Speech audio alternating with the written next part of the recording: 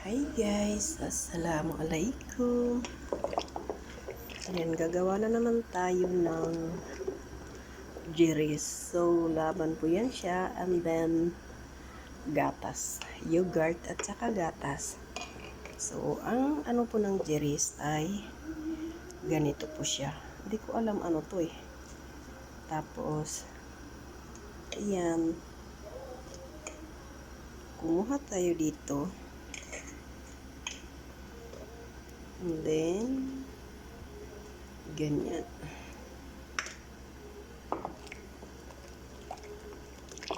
Ayan.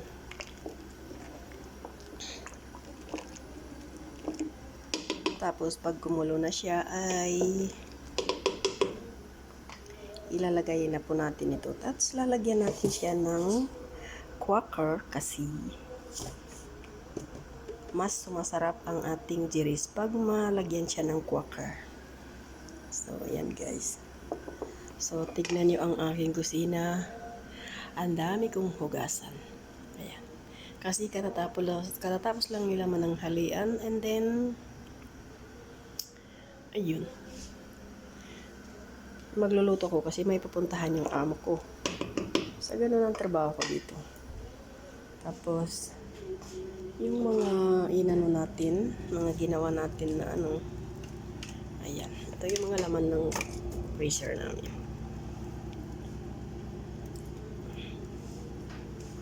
Ganito lang ang buhay ko dito. Tapos, pag dito naman tayo, ayan. Puro naman para sa mahirap yung iba dyan na anong ibibigay. And then, mga fresh fruit na gagawing juice. Tapos yan, malapit na siya kukulo guys.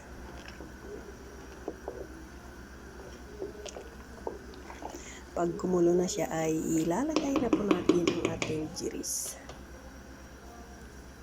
So, ganyan. Ouch.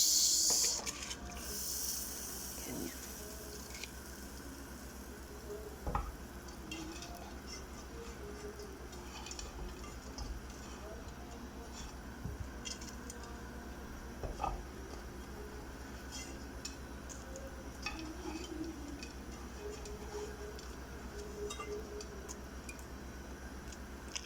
Dan halo-haloin lang para mapadami yung ginawa ko. And then, lagyan natin siya ng quaker na konti. Yan.